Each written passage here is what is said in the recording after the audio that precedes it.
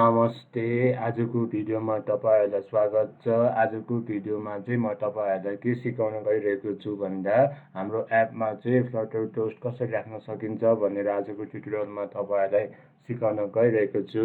यदि तपाईहरुले मेरो च्यानल पहिलोचोटि भिजिट गर्नु भएको छ भने कृपया मेरो च्यानललाई लाइक, शेयर र सब्स्क्राइब गरिदिनु होला र साइडमा भएको बेल आइकनलाई प्रेस गरेर अल नोटिफिकेसनमा क्लिक गरिदिनु होला। अब हामी भिडियोलाई ढिलो नगरिकन आजको ट्युटोरियलमा जानेछौँ।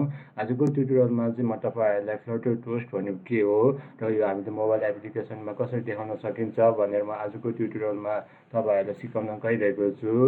तपाईहरुले फ्लटर टोस्ट भनेको पहिला के हो त्यो तपाईहरुले बुझ्नुपर्ने हुन्छ। पहिला फ्लटर टोस्ट भनेको सिम्पली तपाईहरुले के बुझ्नुहोस् भन्दा यो भनेको एउटा नोटिफिकेसन मेसेज भयो हैन। यो यसमा चाहिँ के हुन्छ भन्दाखेरि यो भनेको एउटा स्मल मेसेज जस्तै भयो जुन चाहिँ हाम्रो स्क्रिनको डिभाइसमा चाहिँ मेनली हाम्रो टप बटम सेन्टरमा चाहिँ त्यो पपअप भएर आउने भयो हैन।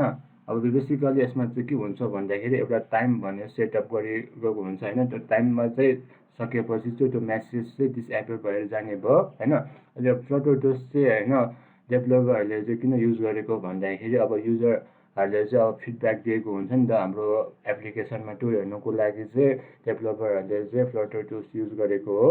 र अब आउनुहोस् अब हामीले फ्लटर टोस्ट कसरी हाम्रो मोबाइल एप्लिकेसनमा युज गर्ने भनेर म आजको ट्युटोरियलमा तपाईहरुलाई सिकाउन गइरहेको छु। यति बेला चाहिँ म मेरो ड्यासबोर्डमा VS कोडमा छु र तपाईहरुले चाहिँ मेरो साइडमा एउटा मोबाइलको लाइभ रिभ्यू देख्नु भइसकेको छ।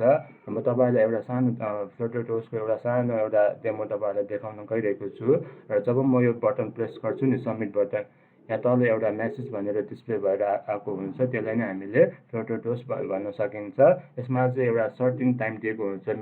बाइ डिफल्ट चाहिँ यो 1 सेकेन्ड चाहिँ भिजिबल भएर आउने भयो र त्यसपछि त्यो 1 सेकेन्ड सकेपछि चाहिँ त्यो बाइ डिफल्ट त्यो डिसएपियर भएर जाने भयो। र अब आउनुहोस् र म चाहिँ यो कसरी युज गर्ने मोबाइल एप्लिकेसनमा भनेर म तपाईहरुलाई सिकाउन गइरहेको छु। मा गएर चाहिँ डिपेन्डेन्सीमा चाहिँ फ्लटर टोस्ट भनेर प्याकेज इन्क्लुड गर्नुपर्ने हुन्छ र यो प्याकेज इन्क्लुड गरेपछि तपाईले यहाँ गेट प्याकेज गर्नुहोस् र गेट प्याकेज गरेपछि तपाईले यहाँ main.dart मा आउनुहोस् र main.dart मा चाहिँ तपाईले यहाँ त्यो प्याकेज तपाईले जुन इम्पोर्ट गर्नु भएको हुन्छ नि त्यो तपाईले यहाँ के भन्छ इम्पोर्ट गर्नुपर्ने हुन्छ माथि। र यति गरेपछि चाहिँ मैले के गरेँ भन्दाखेरि स्काफल भनेर रिटर्न गरेँ हैन। अब हाम्रो जेनरल स्काफल भनेको हाम्रो मोबाइल एप्लिकेसनको ब्ल्याङ्क स्क्रिनलाई भन्न सकिने भयो हैन। र यसमा चाहिँ बेसिकली के हुन्छ भन्दाखेरि दुईवटा प्रपर्टी हुन्छ र त्यो दुईवटा प्रपर्टी चाहिँ के हो भन्दाखेरि एउटा एप बार भयो हैन। एप बार भनेको हाम्रो जेनरली मोबाइल स्क्रिनको टपलाई भन्न सकिने भयो हैन। र अर्को भनेको हाम्रो बडी सेक्सन बडी र बडीमा चाहिँ हामी बेसिकली के भन्छ थुप्रै कन्टेन्टहरु राख्छौँ हैन। र एप बारमा चाहिँ मैले के राखेँ भने एउटा टाइटल भन्ने प्रपर्टी राखेँ हैन। अब टाइटलमा चाहिँ अब मलाई टेक्स्ट देखाउनु पर्यो भने चाहिँ सिम्पली तपाईले के भन्छ टेक्स्ट भन्ने विजिट छ हामीसँग त्यो टेक्स्ट विजिट चाहिँ राखेँ हैन। र मलाई त्यो टेक्स्ट तपाईले जुन एप बारमा टेक्स्ट राख्नु भएको हुन्छ नि त्यो चाहिँ मलाई बिचमा कसरी ल्याउने भन्दाखेरि हामीसँग सेन्टर टाइटल भन्ने प्रपर्टी छ र त्यो सेन्टर टाइटल तपाईले ट्रु राख्नु भयो भने चाहिँ अभियसली त्यो बिचमा आउने भयो हैन। र यदि तपाईले फल्स राख्नु भयो भने चाहिँ अभियसली तपाईले यहाँ टेक्स्ट चाहिँ यहाँबाट स्टार्ट भएको हुन्छ। र मलाई यो एप बारको ब्याकग्राउन्ड कलर चेन्ज गर्नु पर्यो भने चाहिँ सिम्पली तपाईले ब्याकग्राउन्ड कलर भन्ने प्रपर्टी छ हामीसँग र त्यसमा चाहिँ तपाईले कलर्स डट आफुलाई मन लागेको कलर हाल्न सक्नुहुनेछ। त्यसपछि म के गर्न चाहन्छु भने बडी भन्ने सेक्सनमा आउन चाहन्छु। म बडी भन्ने यहाँ प्रपर्टी युज गर्न चाहन्छु र बडीमा चाहिँ म के युज गर्छु भन्दाखेरि सेन्टर भन्ने विजिट युज गर्न चाहन्छु। धन्यवाद। र चाइल्डमा चाहिँ तपाईले के गर्नुहोस् भन्दाखेरि एउटा रेस बटन भनेर राख्नुहोस्। रेस बटनले जेनरली के लिने भयो भने एउटा अनप्लस भन्ने इभेन्ट लिने भयो।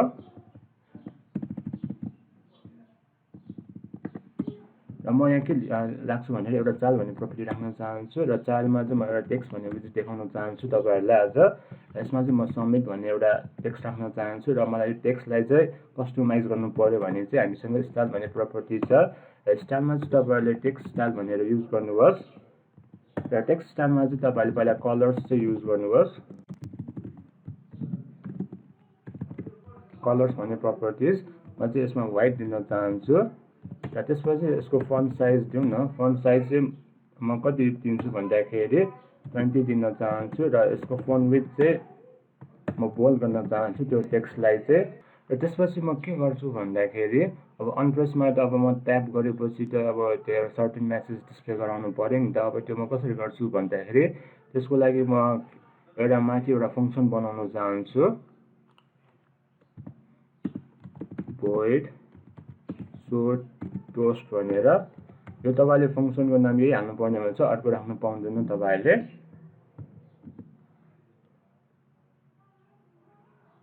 र यसमा चाहिँ म के गर्छु भन्दाखेरि फ्लटर टोस्ट भन्ने हामीसँग एउटा क्लास छ र यसमा चाहिँ सो टोस्ट गर्न चाहन्छु। र सो टोस्टले चाहिँ के गर्छ भन्दाखेरि हाम्रो सबै रिक्वेस्टको मेसेजहरू चाहिँ युजरहरूलाई डिस्प्ले गरिदिने भयो। र क्यान्सलले चाहिँ के गरिदिन्छ भन्दाखेरि अब रिक्वेस्टमा आएको सबै क्यान्सल, जुन चाहिँ मेसेज आएको हुन्छ त्यो सबै क्यान्सल गरिदिने भयो। र यसमा चाहिँ तपाईँहरूले पहिला के गर्नुपर्ने हुन्छ भन्दाखेरि यहाँ लास्टमा सेमिकोलन भयो। तपाईँले यसमा पहिला मेसेज दिनुपर्ने हुन्छ। मेसेज भनेको हाम्रो जेनरली स्ट्रिङमा हुने भयो। म स्ट्रिङमा चाहिँ के दिन चाहन्छु भन्दाखेरि वेलकम टु द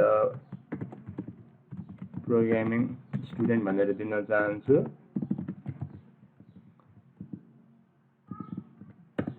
र अर्को प्रोपर्टी के छ भन्दाखेरि म टुल लेन्थ दिन चाहन्छु। टोस्ट लेन्थ भनेको हाम्रो जेनरली केमा लिने भयो भन्दाखेरि टोस्ट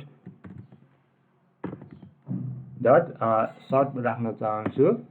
यो हाम्रो अब मेसेज त अब सर्ट सानो छ नि त, त्यही भएर सर्ट राख्न चाहन्छु। यदि तपाईँको मेसेज एकदम लामो छ भने चाहिँ तपाईँले यहाँ लङ राख्नुहुनेछ। त्यसपछि म के प्रोपर्टी राख्छु भन्दाखेरि टाइम इन सेकेन्ड फर आइओस राख्न चाहन्छु। बेसिकली हाम्रो 1 बाई डिफल्ट यो 1 हुने भयो। र त्यसपछि म के प्रोपर्टी राख्न चाहन्छु भन्दाखेरि ग्राभिटी राख्न चाहन्छु। ग्राभिटी भनेको अब तपाईँले त्यो मेसेज राख्नु भएको हुन्छ नि, त्यो हाम्रो मोबाइल स्क्रिनमा चाहिँ कहाँ डिस्प्ले गर्ने। बेसिकली हाम्रो बाई डिफल्ट चाहिँ 3 ठाउँमा छ होइन, टप, बटम, सेन्टर।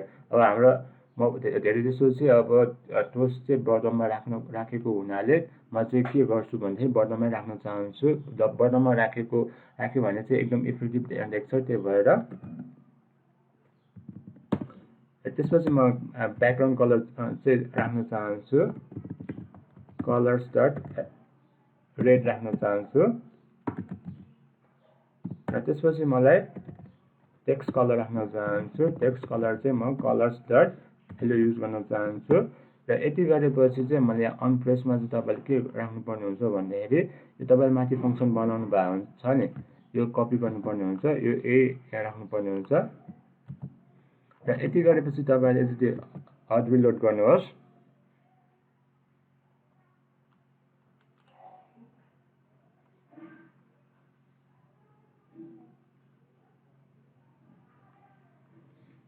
आयो नि त। अब मलाई यो के भन्छ, रेज बटनको कलर अर्को राख्नु पर्यो भने चाहिँ सिम्पली तपाईँले हामीसँग रेज बटनमा कलर्स भन्ने प्रोपर्टी छ, कलर्स डट रेड राख्नुहोस्। रेड राखेपछि हट रिलोड गर्नुहोस्। रेड आयो नि त। अब म जब यो बटनमा क्लिक गर्छु नि, यहाँ तल मेसेज देखाइदिने भयो नि त। यसलाई नै हामीले टोस्ट भनिन्छ, टोस्ट मेसेज। आई होप अब तपाईँहरूले टोस्ट मेसेज अलरेडी बुझिसकेको हुनुपर्ने छ। यदि केही प्रब्लम आएमा तल कमेन्ट बक्समा कमेन्ट गर्नुहोस् र म त्यो सकेसम्म म त्यो रिप्लाई दिन चाहन्छु। र आजलाई चाहिँ यति, धन्यवाद।